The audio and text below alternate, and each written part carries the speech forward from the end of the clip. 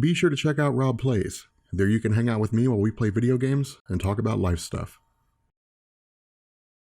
So as we pick up with part 2 of Batman with DC Rebirth, I was scrolling through the comments of the last video and somebody had asked the question, what happened to the New 52 Batman? And this is kind of an indication to me that not everybody is aware of what went on with Batman in the New 52. And so what I want to do is take, I guess, the first part of this video to kind of clear this up and to make things easy to understand with this character, because Batman can be a bit confusing when it comes to the New 52. So as we know, in 2011, DC rebooted everything. The New 52 was a line-wide reboot. Whether you loved it or hate it, that's what we got. And what DC originally established was that it had only been 5 years between the time that superheroes first emerged and the start of the New 52. Now, with regards to DC Rebirth, the only thing we really know right now is that it was actually 10 years that were stolen from people's lives, and that was all done supposedly at Dr. Manhattan. But again, this is a very primitive story. We have no real idea of what direction DC is going in with that. And so that's really the only thing we know. I can't really offer you any more info besides that, but virtually everybody in DC Comics got a reboot. The Teen Titans were rebooted, Superman was rebooted, Wonder Woman, Aquaman, the whole 9 yards. The only two characters who were not rebooted was the Green Lantern and Batman, and that was simply because of the fact that their comics were selling so well. It didn't make any sense to reboot them. It was a classic adage, if it works, don't fix it. And so with the character of Batman, what DC did is they came back and they retold his origin story. We got that in Batman Zero Year, and it told us what was going on in the life of Bruce Wayne from the time his parents died up until the time he became Batman, when Batman issue number 1 came out with a New 52. The issue with this is there was no explanation on his backstory.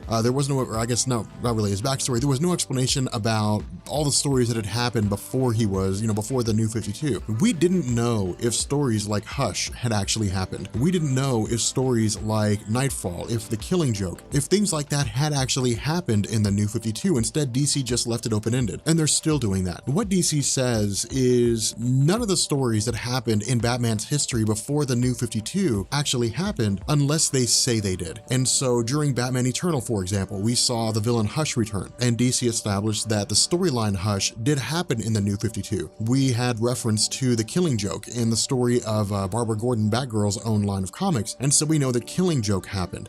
And we had actually seen reference to the events of Nightfall when Bane broke Batman's back, and that was referenced. What DC is basically telling us is that whenever they reference a story from before the New 52, that story happened in the 5-year window. And so this Batman that we're seeing right now is the pre-New 52 Batman. It's just DC's kind of left it open as to whether or not the stories that happened before the New 52 actually took place. I know it's a little confusing, it's a little weird, not really sure why they chose to do that, but the best rule of thumb to take here is that unless an event like Nightfall is referenced, unless an event like Hush or like the Killing Joke is referenced, it's best to assume it just didn't happen.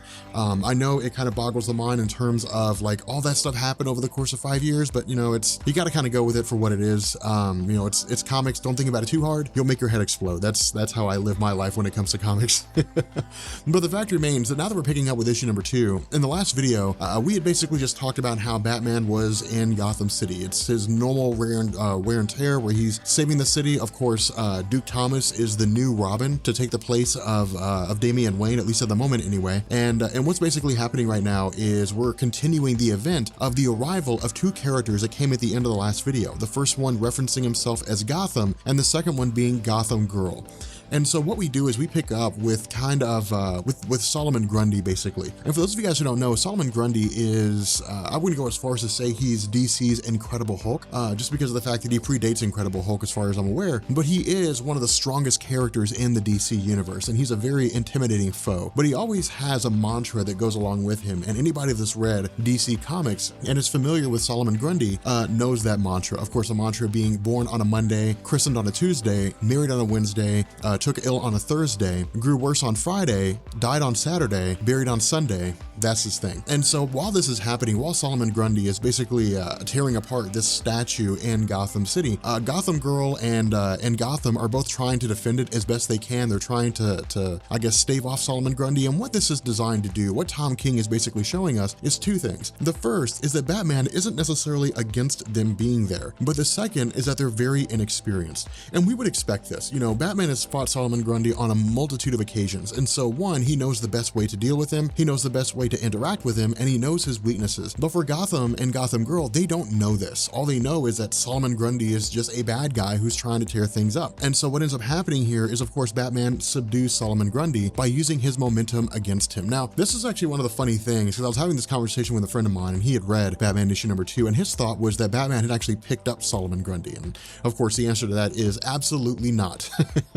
Solomon Grundy's way too heavy for Batman to lift. This is simply just an example where Solomon Grundy's running at Batman, Batman uses the momentum and flips him over onto the ground. But of course, Solomon Grundy is also someone that doesn't necessarily fear Batman, but even if it's on a base level, understands that Batman's not a guy to be trifled with. And so what Batman does is, once he has him pinned down, of course, he says that that if Solomon Grundy gets up, it's going to hurt a whole lot more. Now, this is where the inexperience of Gotham and Gotham Girl come into play. And this is where Tom King tells us Batman isn't really against them being there. Of course, what Batman says is that they were wasting too much time, that in Batman's mind, it's all a matter of calculations. It's all a matter of figuring things out. It's all a matter of knowing what's going to happen within a reasonable time frame. And he tells them that because they had wasted so much time, because Solomon Grundy was moving so fast, if Batman had not intervened, it would have resulted in the death of a homeless man. At least we presume he's homeless, but we would have resulted in the death of this man. And so what Batman says is he's been watching them, that they've been doing the best they can to keep Gotham City safe. And this makes sense because Batman wouldn't simply allow just 2 people to show up in Gotham and start acting in a superhero fashion without keeping an eye on them. Even if he doesn't necessarily intervene, he would definitely be aware of what's going on. And that's what's happened here. Batman's been watching them, and he simply says they're doing good. They're doing some very good things, but the goal is to do better. Now, he doesn't give them an actual idea of what to do on how to do better. And this is kind of a funny thing with Batman, because unless you are Robin, Batman doesn't really,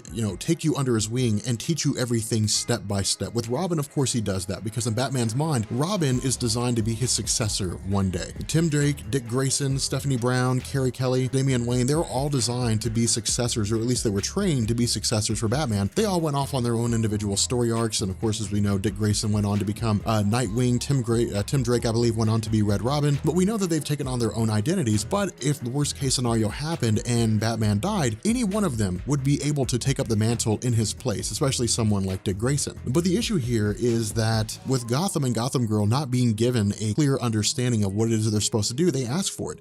Gotham simply says, if we're not doing what it is that we need to do in order to be effective superheroes for the city of Gotham, then tell us what we need to do. Tell us how to be, crime fighters. Tell us how to fight intelligently, as opposed to just kind of being, a broadsword swinging through the city of Gotham at bad guys. And so what we do is we transition later, and we pick up with Bruce Wayne when he is, monitoring various footage, or I guess different forms of footage that he has on Gotham and Gotham Girl. And in his mind, it's kind of a tough situation, because he has largely been the sole protector of Gotham for quite some time. He's had sidekicks, he's had people that helped him, but when it came down to it, we as readers always look to Batman as the sole savior of Gotham City. But to have 2 superheroes here who are, for all intents and purposes, more or less a version of Superman. They may not necessarily be as strong, but they fly, they have, super hearing, or I guess ultra hearing, they have, incredible vision, and so on and so forth. They have all the feats of Superman at to a lesser degree and of a different name. It's kind of a situation of, is Batman really even useful here anymore? If the time comes when they are trained to the epitome of what it means to be a superhero, if the time comes when they are as good as Batman in terms of being able to analyze the situation and being able to neutralize that situation, then of what use would Batman be? It would be as if Superman showed up in Gotham City and said he was going to start protecting it. But at the same time, he also realizes that sometimes he just needs help. That with the incident of the plane, that with the various asteroids and things like that, with all the different threats that had faced Gotham City, if they were beyond Batman's normal ability to take care of, that Gotham and Gotham Girl had done it.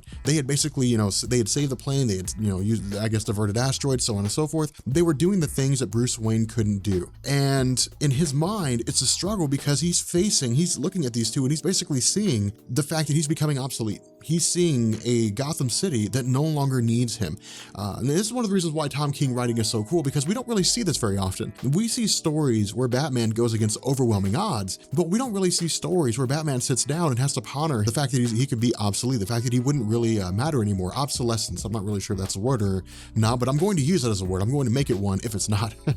But anyway, with Alfred showing up, Alfred, of course, brings us back to Earth. He brings us back to, the everyday life of Batman. And that's one of the great things about Alfred in this story is he always keeps us anchored to the present. And he basically tells us that in Wayne Manor, there was about 250 guests who were all there to see Bruce Wayne for a children's hospital gala that they've put together. And this is just, of course, we don't really see Bruce Wayne go off and do, perform in that gala because we don't really need to. Instead, Tom King deviates our attention to building another plot, building an upcoming set of events. And what he tells us is that with Commissioner Gordon working over, staying over for about 2 or 3 hours to do whatever it is that he does in the Gotham City Police Department, that there is apparently a man who is down there waiting for him. And when this man comes up to meet Commissioner Gordon, what he says is that he is the person that set Solomon Grundy free. Now, our initial thought, or at least my initial thought when I first heard this, was that maybe this guy was just some kind of villain mastermind,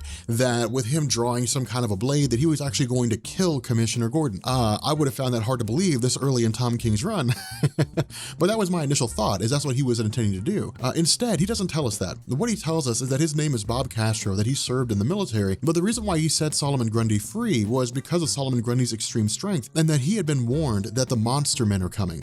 Now, we don't get anything more than this from this guy, Bob Castro, and the reason why is because Bob takes the knife and he stabs himself in the neck with it and kills himself. Now, this is really kind of cool here because in a lot of Batman stories, we usually have like the one, the exposition, the one point where the guy comes in and says, here's everything you need to know about events that are coming up. Instead, Tom King doesn't do that. He's very he's very Scott Snyder in that way, in the sense that he's kind of building up to a major plot thread and we just sort of have to read things in order to understand what all's going on. But what we do here is we transition back to Bruce Wayne at the gala, and Bruce Wayne receives the bat signal. And so while he is spending time with what appears to be a very attractive woman, he basically takes off. He leaves. And the result is that he ends up having somewhat of a conversation with Duke. Duke, of course, carries on the conversation a bit with Alfred. But in the end, he says that because of the bat signal, because of everything that's going on, that he basically needs to leave. Now, this is one of the other cool things too, is he gives us some insight in how he views Gotham and Gotham Girl. We, as readers, know that Bruce Wayne has a very hard time trusting anybody. In fact, he trusts nobody. And he even says that he doesn't trust Alfred. Now, this is a lie. We know that Bruce Wayne trusts Alfred with his life. In fact, Alfred's been such a long part of Bruce Wayne's history that unless you're reading All-Star Batman, you have no reason to distrust Alfred. I'm not going to spoil that at the moment. If you haven't read All-Star Batman, you definitely need to go check it out. But the fact remains here that, Bruce Wayne says that he does not trust Gotham and Gotham Girl. Now, it doesn't mean that he thinks they're bad. It's simply that he's waiting to see what goes on. He's playing it smart. He's playing the long game. And this is a hallmark of Bruce Wayne. He always does that. And whenever he encounters anybody new, he always plays a long game. He always waits to see what's going on, to see what their motives are before he really begins to extend any measure of trust to them. And in fact, we've been seeing that with Superman, with the pre-New 52 Superman living in the New 52 continuity during the Son of Superman story that I went over. Bruce Wayne says flat out that they don't know him. They don't know that version of Superman. They know the other version of Superman who died. They fought alongside him, but they don't know this pre-New 52 Superman. And so they don't really have a reason to trust him, but they will simply because of the fact that he has done everything he can to prove that he's a legitimate guy. Much like this with Gotham Girl and Gotham, when they show up at the bat signal, Jim Gordon is initially afraid. He's like, what in the world's going on here? You're not Bruce Wayne, you're not Batman. And Batman simply says, don't worry about it, they're with him. And so what ends up happening is Jim Gordon basically tells them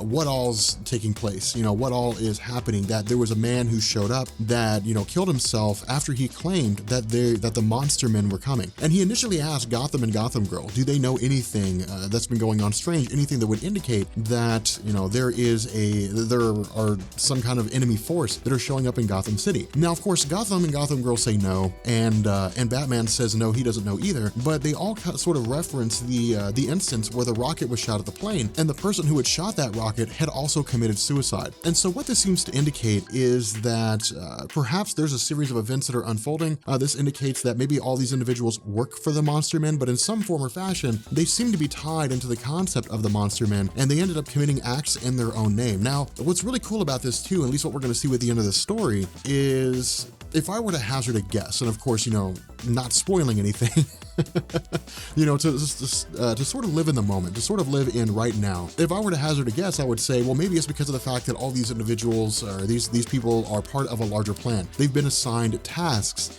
and they're carrying these tasks out. But whatever the case may be, in the end, Batman basically bails out without any of them knowing. This is actually what's really cool. And again, this kind of points to the inexperience of Gotham and Gotham Girl. You know, Commissioner Gordon is used to Batman just vanishing up in smoke, just disappearing and going off to do his own thing. Gotham and Gotham Girl are not used to this. Not only that, despite their abilities, they can't find Batman anywhere. Now, we as comic book readers know that this is most likely due to the fact that Batman has honed his skills in such a way that he can avoid Superman if he wanted to. But the fact remains here that with him vanishing, this is just kind of Batman being Batman. It's just not really designed to be an extremely important moment. It's just designed to be something a little funny, something a little interesting, you know, for us to get a bit of a laugh out of. But the fact remains that what we do here is we switch to another location. We initially pick up with a guy who's not really named, and this man is simply just answering questions. He's shown images of his face where he's scared, where he's happy, he's sad, and he's angry. And he's being asked, are you scared, are you happy, are you sad, and are you angry? And each time he replies, yes, Professor. And what we learn is that he's actually talking to Professor Hugo Strange. Now, this is not the biggest part. The biggest, you know, kind of end of the story reveal here is that Hugo Strange seems to be working in accordance with the United States government and Amanda Waller of the Suicide Squad. And so this is just one of those instances where the plot thickens, where things become a lot more complicated. And so what we'll do is we'll find out in the next video, of course, where this line of thought is leading us to. And yeah, it's pretty cool so far. Like, the story is actually pretty interesting. But if you guys enjoy this, make sure you drop a like, make sure you hit the subscribe button to join the Rob Corps. And yeah, leave a comment down below. Tell me what you guys think so far about Batman Rebirth. And I will catch you guys later. Peace.